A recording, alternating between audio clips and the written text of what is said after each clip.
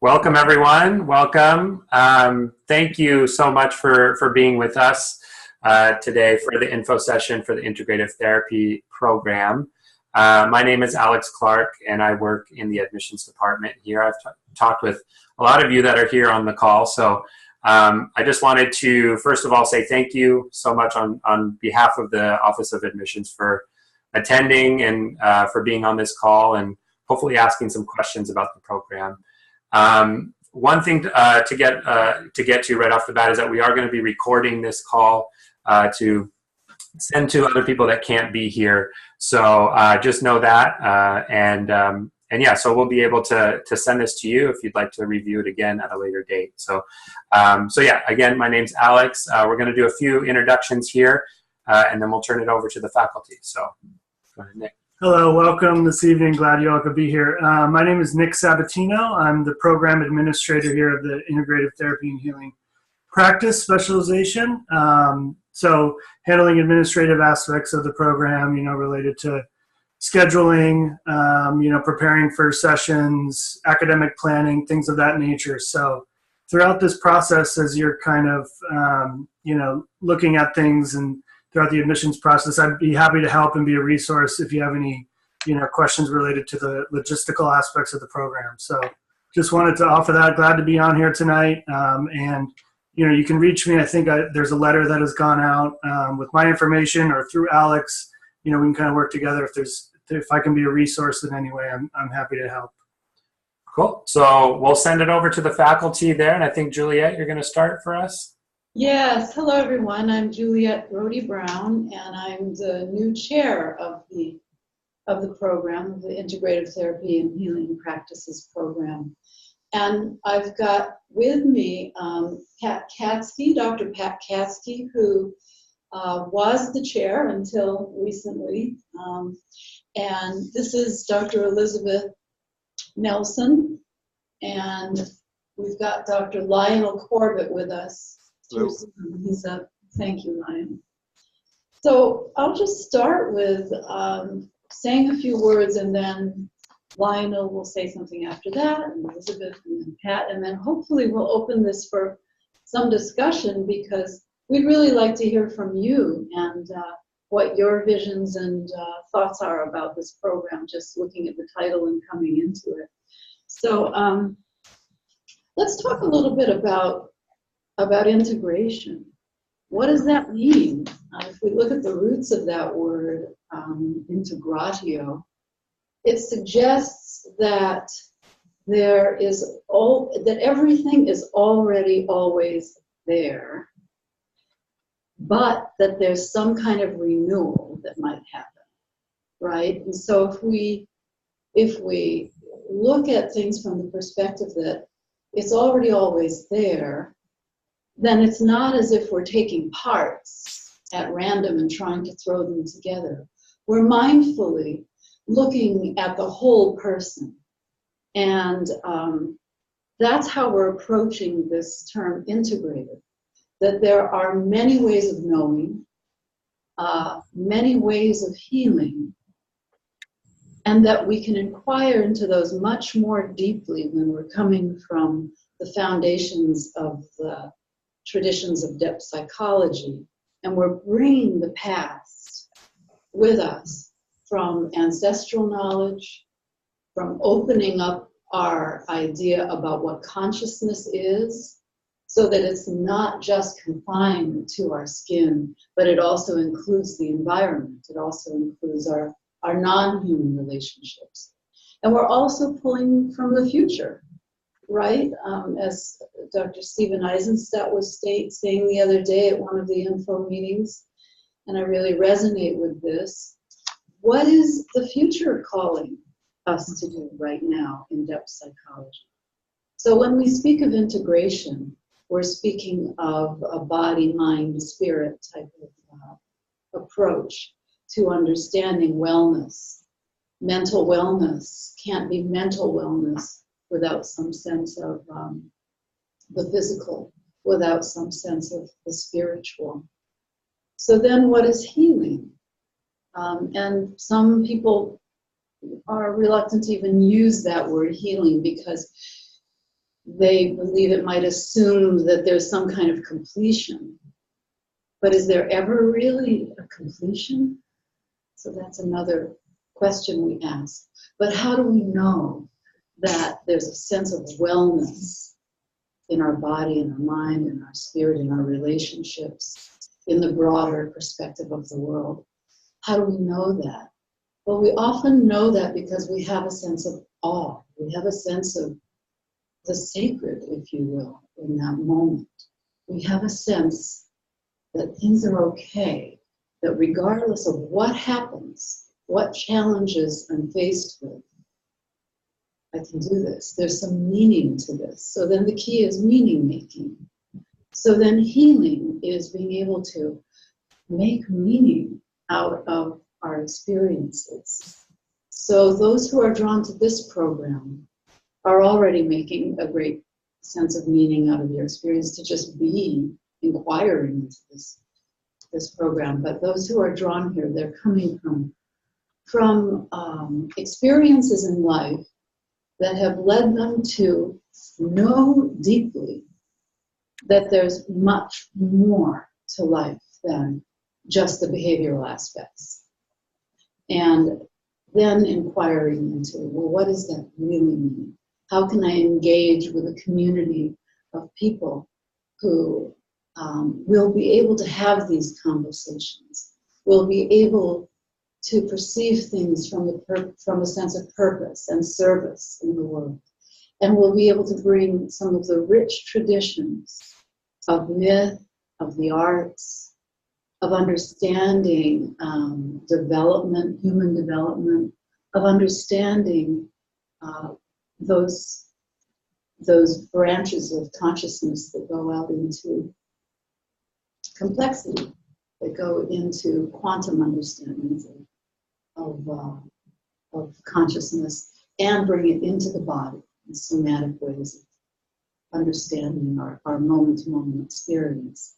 So that may all sound a little bit abstract. Some of the practical aspects of this, I think, will be touched upon by some of our other faculty speakers tonight, and certainly we want to open this up for some questions from you that we can answer and maybe bring things into more of a practical kind of understanding of how everything works with our program.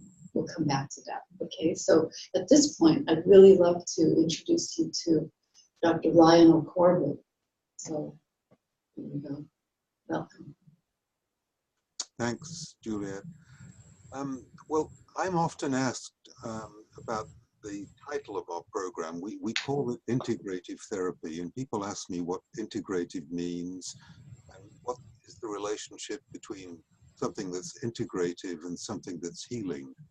So I'd like to just say a little bit about the connection between the idea of integration and the idea of healing. And I'm going to briefly link those ideas with Jung's notion of what he calls individuation, which just means the full development of the personality. One of the effects of all healing modalities, whatever they are, is to foster and encourage this process of individuation, this process of the full development of the personality. In order for this to happen, it means that all aspects of the personality have to be integrated into a unified whole. This often means the recovery or the integration of lost potentials that the person doesn't have access to anymore. So what do we mean when we talk about integration?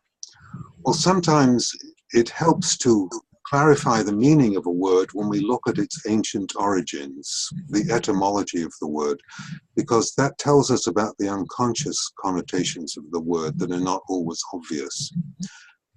All our English words, like integrate, integer, integrity, integral, all arise from a common Latin root, which means wholeness or completion.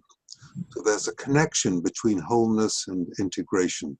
When we integrate something which has been missing before, we try to improve our level of wholeness, and that contributes to our healing.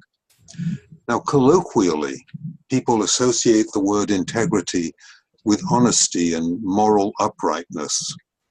And we think the opposite of integrity is hypocrisy, which implies a pretense of goodness.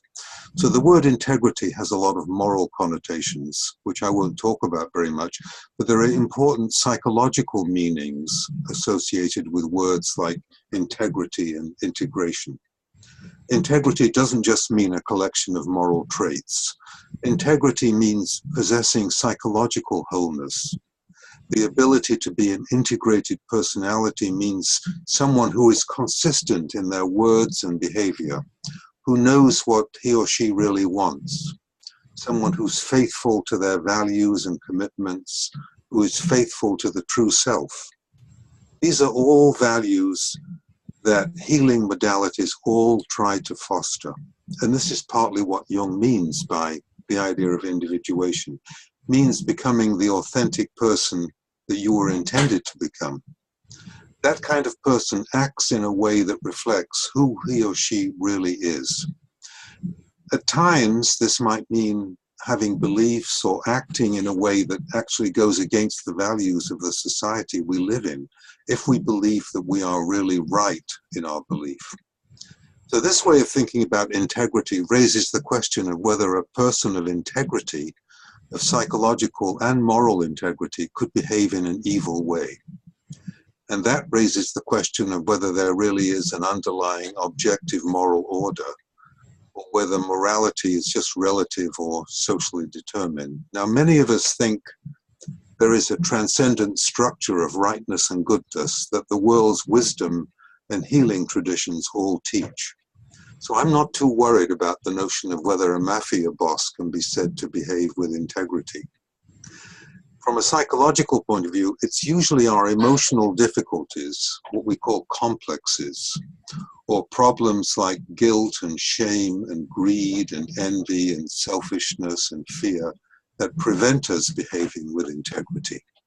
So healing, whatever mode or tradition we come from, healing means helping the individual to work through these problems to attain the underlying wholeness or integrity of the personality. And this is one of the main meanings of integrity in the psychological sense. The development of psychological integrity requires the integration of missing or split off parts of the personality. And that's what all healing modalities try to achieve. It's very interesting that animals always behave with integrity, because animals always behave as if they were in the way that they were designed to behave. But in human beings, emotional difficulties distort the development of the personality and make it difficult for a person to behave in a way that expresses the integrity or wholeness of the personality. This is actually where the psychological and moral definitions of integrity meet, because healing allows the integrity or the wholeness of the personality to emerge. This requires the integration of what Jung referred to as the shadow, parts of yourself that you wish were not so, parts of yourself that you find unpleasant or difficult to deal with. When we become conscious of our shadow, then no part of the personality is split off from consciousness. And this is one of the functions of psychotherapy or any healing modality that tries to integrate all aspects of the personality into a whole. The less integrated the personality is, the less well we are glued together, and the more prone we are to anxiety, to fall apart under stress. As I wrote this, I was reminded of the playwright Eugene O'Neill, who wrote that, this is a quote from him, "Man is born broken. He lives by mending. The grace of God is glue." That's a very interesting metaphor for healers to think of themselves as kind of gluing people together in some ways. But it's a very old metaphor. The ancient alchemists used the metaphor of glue. They talked about the glue of the world, which they referred to as a kind of transforming substance that acts as a life force that unites body and soul, or glues the soul and the body together. So this glue metaphor is interesting for the healing profession, because during the healing process, a kind of therapeutic bond forms part of the therapeutic relationship is the bonding process, a gluing together process.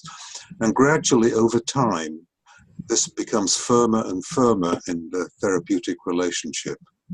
There is a mysterious bonding agent, gluing agent that draws us together during the therapeutic process. What happens is that the two personalities or the two minds or the two psyches during this process get together and mingle, and then something new emerges because of the strange alchemy of the healing process. We don't fully understand what the healing process is, to be honest. If we understood it, we could bottle it, but we don't really understand. All we know is that some new quality emerges, and it's often something that was missing that needs to be incorporated into the personality and then glued in place, and that mends distressed areas of the personality. And this integration of what was missing allows healing to occur. Very often we can only become integrated in the context of a relationship because we only gain access to this mysterious bonding agent within a relationship. Now, we think that the nature of the bonding agent is what Jung referred to as the self. The self is often written with a capital letter S. It refers to an element of the divine that is the same within all of us. And the self is activated during the healing process. The inner healer is activated. And when that happens, the glue flows freely and healing occurs. I think I've had my 10 minutes, Juliet. Thank you. Oh, that was wonderful. Thank you. Thank you. I hope you'll stick to my glue metaphor. Absolutely. Absolutely. Wonderful. Thank you. Thank you. So Dr. Elizabeth Nelson will speak next. All right. Thank you so much, Lionel. And thank you, everybody, for being here this evening. I appreciate your time.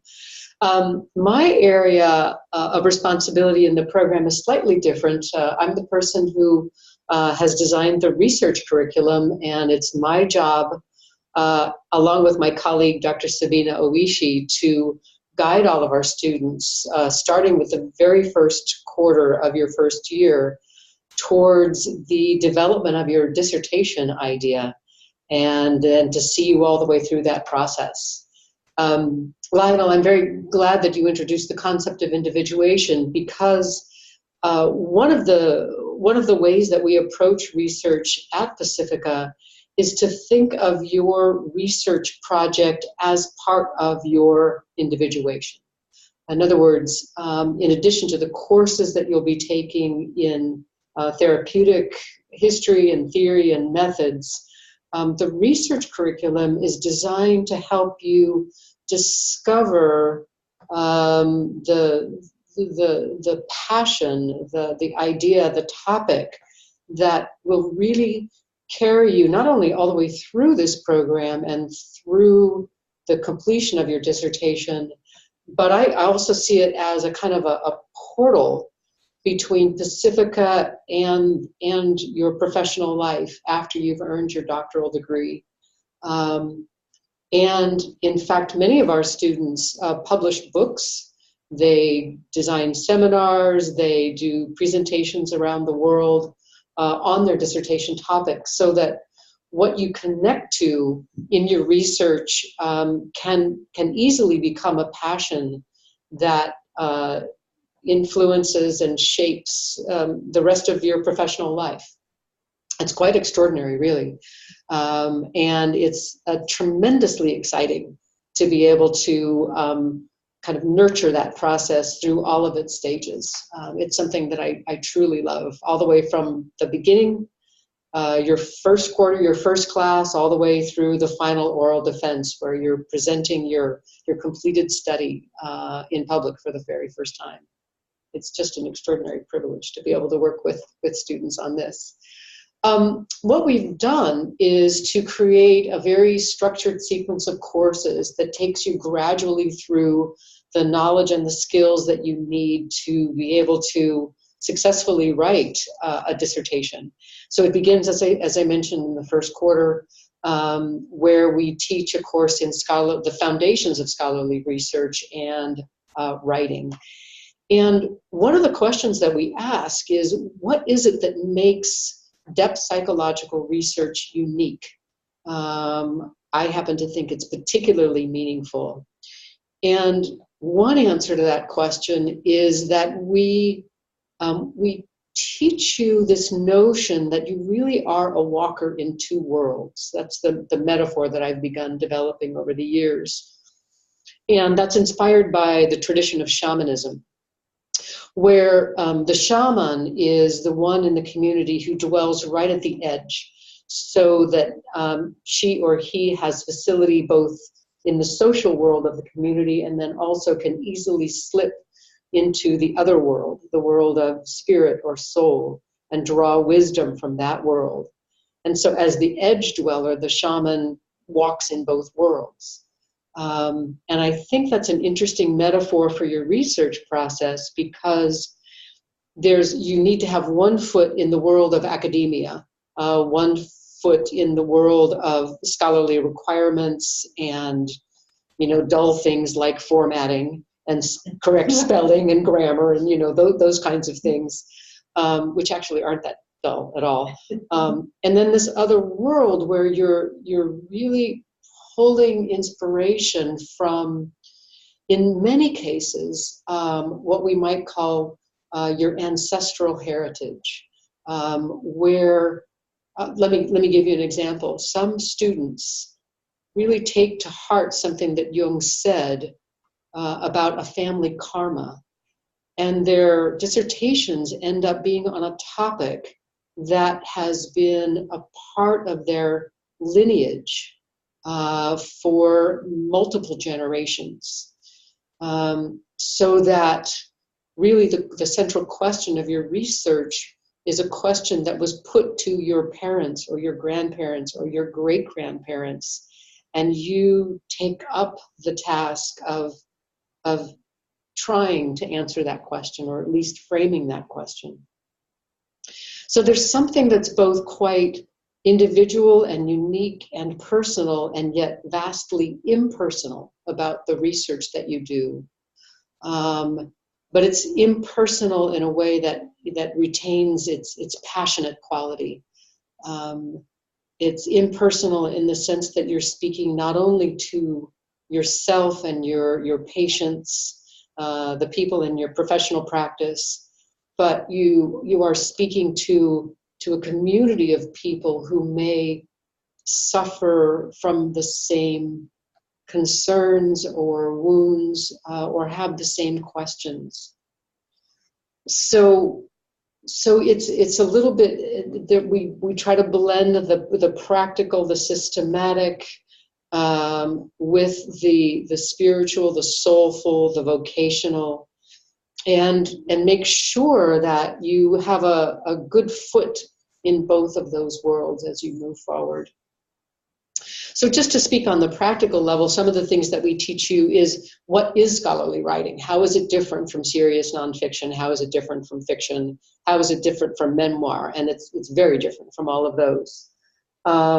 We teach you how to construct a very strong argument. We teach you what kinds of methodological considerations to take into account, so that you can move systematically from the central question of your research to a credible, not solution, that's not quite the right word, but a credible outcome. So method is the way you go from question to outcome in a systematic, thoughtful way. So we explain various methodologies. We talk about qualitative methodology as well as quantitative methodology, as well as using a combination of the two in what's called mixed methods research. So that's one part of the discussion. Another practical skill is teaching you how to do online research to find the sources for your project, which is quite a refined skill.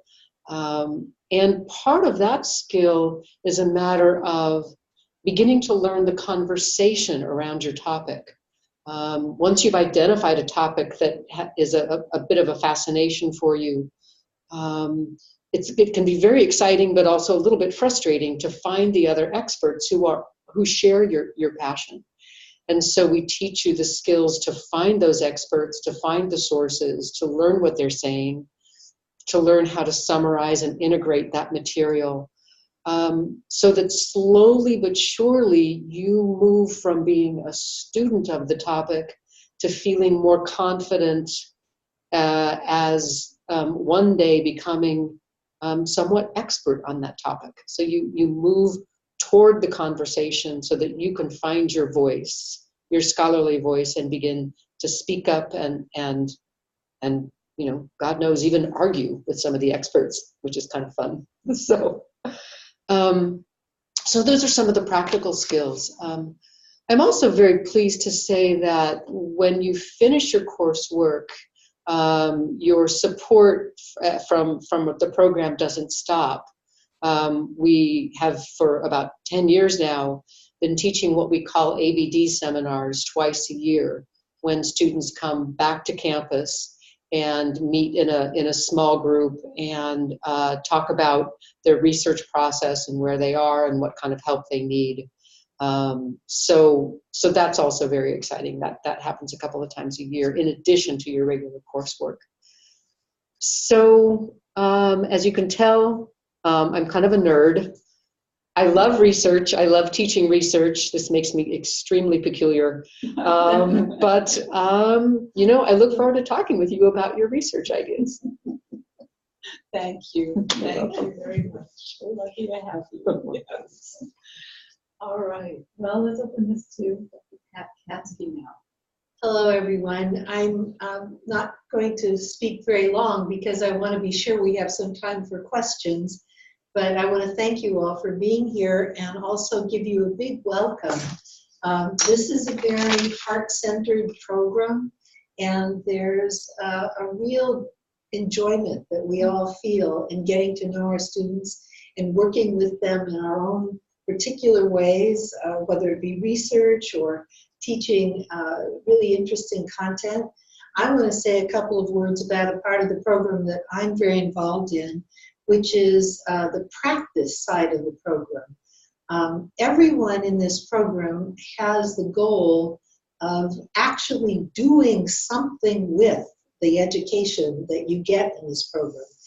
One of the things you may do is to write a dissertation that becomes a book, and you may become an author.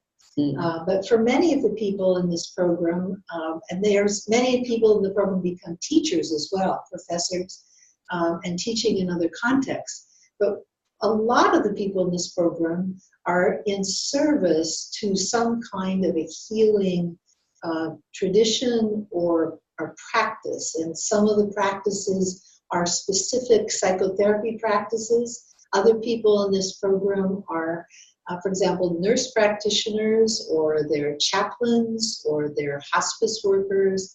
So there's a range of helping professions that come into this program, but really everyone in this program at some level has some commitment to a helping behavior that they are very passionate about. And we foster this capacity in people in a variety of ways. We foster it in the content courses of the program, but another way we foster it in is, starting in the first year of the program, a process of having practice consultation groups who meet on a bi-weekly basis. So the groups meet when students are in residence on the campus, and they meet in between on a session on Zoom, as we're on Zoom today. And these are very practical and meaningful and depthful exchanges in which students can take whatever healing work they're involved in, bring it forward, and in this small group of maybe 5 or 6 other students plus a faculty member, really dig into how does the learning that's been going on in the courses, in the readings, how does that apply to the particular healing work that different different students are engaged in. Most of our students experience the healing work they're doing as a calling. It's not a job. It's something that matters deeply to them, and that kind of comes out of their own being, out of their own individuation process. One of the great traditions of healing goes back to the Greeks, and the Greek god of healing, whose name was Asclepius. Asclepius was actually taught by a centaur whose name was Chiron, and Chiron knew everything about healing. And the reason why he knew so much about healing was because he himself had a wound that no one could heal. So part of what he did to try to figure out how to solve his own problem, to address his own pain, was to learn about incredible amounts about all different kinds of healing material. So I think there's a very deep sense in which all of us in this program see ourselves as following in that tradition. We are wounded healers. We're interested in being healers because we have suffered, and out of that suffering have addressed ourselves to what is it that provides healing? What can we offer both to ourselves and to others that brings about a deepening and an integration and a development of the individuation process? Another factor that was a very big factor for Asclepius and for the healing that went on in his temples was that people came to his temples to learn through their dreams. They would go to the temples when they were suffering, when they needed something, and part of the process, after being purified and spending time in the temple, part of the process was to go into an inner sanctum in the temple and have a dream. And in the dream would come the healing. And it's incredible to go to some of these temples in Greece and see these stone steles on which people have engraved the story of their healing that arose out of their contact with their own dreams. So a lot of what we teach people is about this kind of deepening into their own process, and by doing that, then being able to help others deepen into their process of growth through this kind of metaphor, this image of individuation, which is such a crucial part about Jung's psychology. I'll say one last thing. There's our educational model is one in which students stay together in a group for the entire time they're in coursework. And this allows for very deep kind of bonding and engagement in the group of really getting to know each other and getting to work together in a way that is a really unique learning experience. I think that's a big part of our program that benefits students and helps them immeasurably in their own development. So that's that part of our program that I'm particularly interested in, and maybe we could spend some time having some questions and discussion. Yeah, that would be great. Thank you. And thank you for, before we go into discussion, thank you for mentioning Scorpius, because I really see this program as developing in ourselves kind of the inner temple of what that integrative healing is, and then with our individual people we work with, and also there are ways that broaden this out into community outreach as well. And the dreams are such a big part of it. So how do we work with those who have been given a diagnosis of cancer? The Santa Barbara Healing Sanctuary, which I won't go into right now, but it's a wonderful model of bringing together people who will companion you with journaling, with your dreams, with meditative practices, with the somatic elements, with nutrition, with what are the other pieces? You know, with just the meaning making and talking and walking in nature.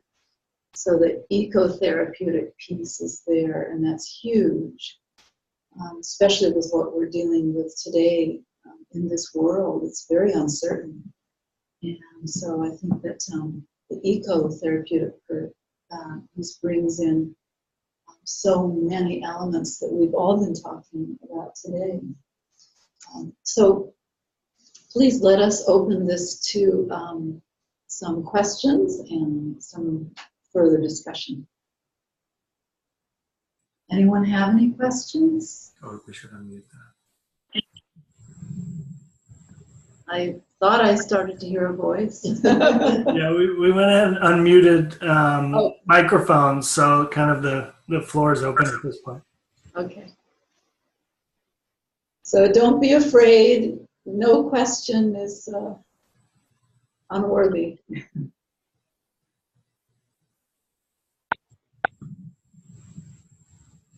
Hello? Yes, hello. Hello. I have a question. I am looking to attend the course as a distance learner, and I'm in Florida. And I'm wondering if in this fall, two questions. You spoke about the bi-weekly meetings. Will there be any other distant learner students with whom I can form a group, or will I be singularly exclusive here? So we don't really see this as a distant learning program. It's a hybrid program, because the residential element is very important. And maybe we could talk a little bit about the organization of the program. The program is organized so that people come to campus for a long weekend 9 times a year. So everyone comes here for those 9 times. And then in addition to that, we have the bi-weekly, in between those sessions, we have the Zoom meetings in the middle of those sessions. The sessions tend to be about 5 weeks apart. So that's the model of the program. There are also some other courses. In the summer, there's a couple of courses that are primarily or that are exclusively online. But for the most part, our programs are taught with the residential component and then the augmenting of some additional time outside of that. Many of our students that live in different parts of the country do develop smaller groups and get together. So I have definitely seen a lot of that, particularly when people are in the dissertation phase. And Thank you. And they also communicate online together. Yes. And we have, in between the sessions, we have something called D2L. And this is where we have some discussion forums and things like that as well as part of the course. Thank you. Yes, that answers my question. Thank you. All right. Anybody else? Anything else emerging about what we've been talking about integration or healing, or those words, or a particular practice you might have that you're curious about our thoughts on?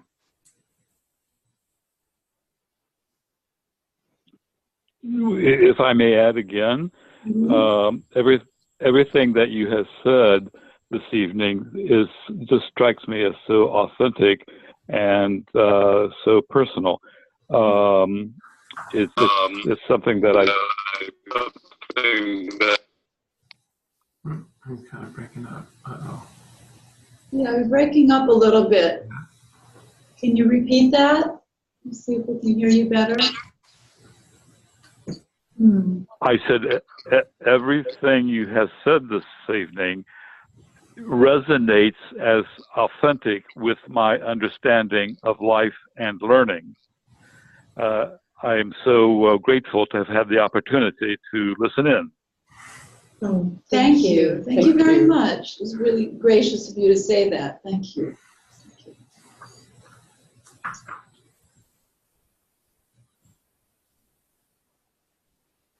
I know there's so many details, and after we hang up this Zoom call, I'm sure other questions will arise. That's often how it happens, isn't it?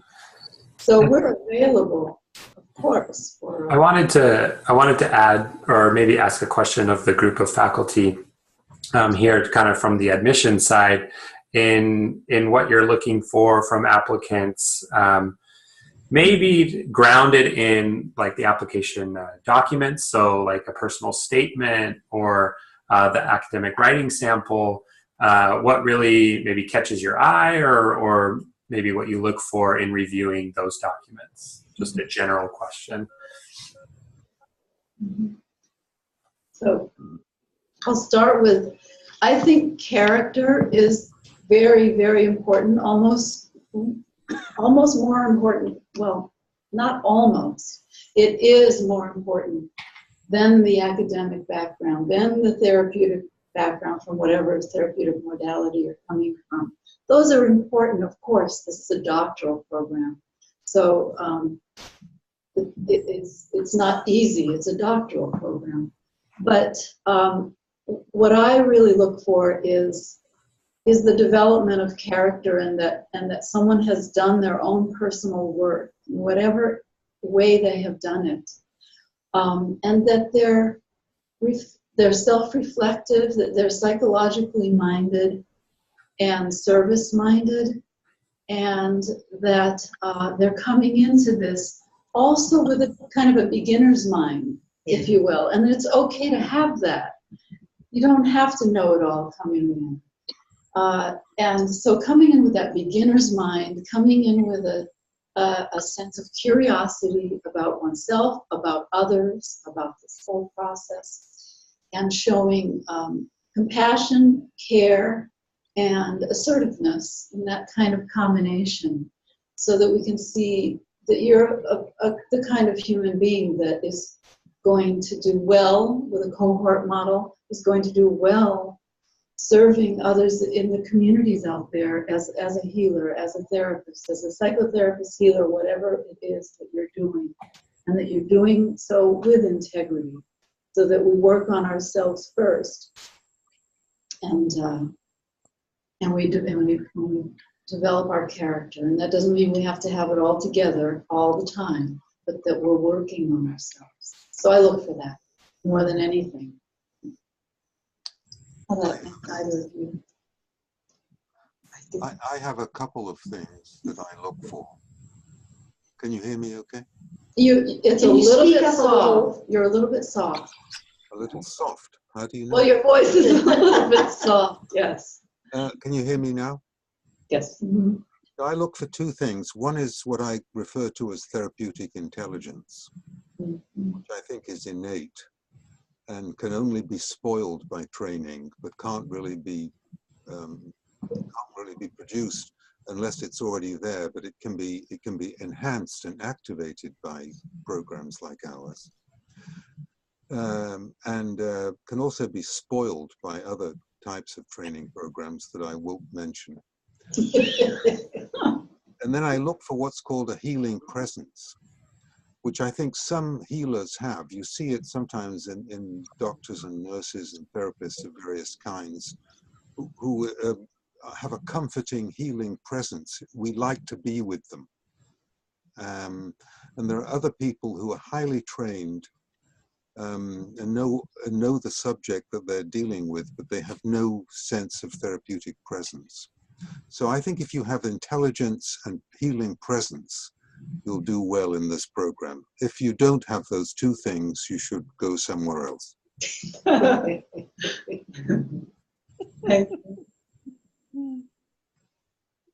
I'll say a couple of words, although I really want to just echo what both of you have said. It's really important to me to get a sense that someone has been committed to their own growth. And that's usually a lot of what people write about in the personal statement, is what happened, what has my life been about, what's mattered to me, what led me to actually want to make this application at this moment in time. And that's always, it's fascinating to me to read the application essays because the stories are so amazing and so unique, and just the various ways that psyche manifests in people's lives. It's very moving sometimes to read the applications. Very moving. It's beautiful to read all the different backgrounds and diversity and how you're reflecting on your experiences. That, I think, there's a bridge with that too in active agency, right? Because that's another thing that I look for in graduate school applicants is, are you hoping to come and passively sit back and be taught by gurus, as it were, which is wonderful in and of itself. But what about you? What about what you bring to the table? What about the research you're doing by going out and bringing pieces in that perhaps even the instructor may not have heard about yet? So I look at a doctoral education as having the capacity to compare and contrast, having the capacity to argue about different systems, and to deepen into particular, there's a depth and breadth to it. So being able to deepen into particular areas and not just use the reading materials that have been given to you, but to find your own as well. And then to take active agency in your own learning. So when you come in, it's not just, what am I going to get by coming to this program? But it's about, how am I going to be in relationship with this material and with the others? And connect the dots and bring in these other pieces while deepening at the same time in the ground of this work. Thank you. I'd actually like to follow up on that. I'm so glad you mentioned agency because, I often think when I enter the classroom that my job is to facilitate learning among all of us, every person in the classroom. Yes, I'm the professor, and so it's my job to design a good course. But when the students are actively engaged in their own individuation process and actively committed to their own professional development, and they bring their own thoughtfulness and expertise to the discussion, it makes the classroom so incredibly exciting and rich. It's the best. It's really the best. So I love meeting people via the applications and what they say, and the stories, as you say, Pat, are remarkable. But then I just love the way the students meet each other in the cohort. It's really pretty exciting. Yes, thank you for saying that. A lot of times people who come to Pacifica, you see years later they have developed such lasting friendships. Yes. Decades later. Yes. Well, please know that you may contact us. I'm in my office every day, and I'm open to your having conversation with you if other questions pop up. Please don't be shy about that, because I know sometimes when other people are on a call or something, you might feel a little shy, or you might not even know about what you want to ask until you hang up the phone. So please know we're available. We're here. That's what we're here for, right? To tell you about the program and invite you into it if you're an appropriate person to be there. Well, shall we see if there's any more questions? And if not, then maybe it's time to close this up. I see a phone lighting up. Nope. Okay. Mm-hmm.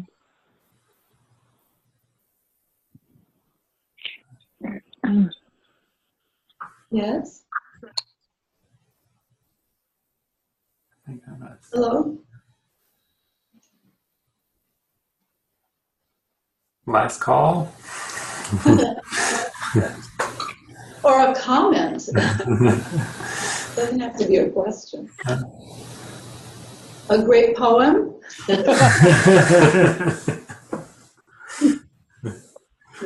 Visual. Yeah. Okay. Oh, do you know, as we're closing up here, I just looked out, there's a glass door on my right, and a baby rabbit just hopped by. That's Pacifica, Yeah. for sure. Baby rabbits everywhere. Everywhere. Mhm. Okay. All right. So, well, thank you very, very much for being here. And we'll close our evening now together. And we're wishing you all well. Thank you very, very much. Okay, thank you. Thanks so much, everyone. Thank you. Thank you. Good evening. Have Bye-bye. a good evening. Good night. Bye-bye. Good night. Good night.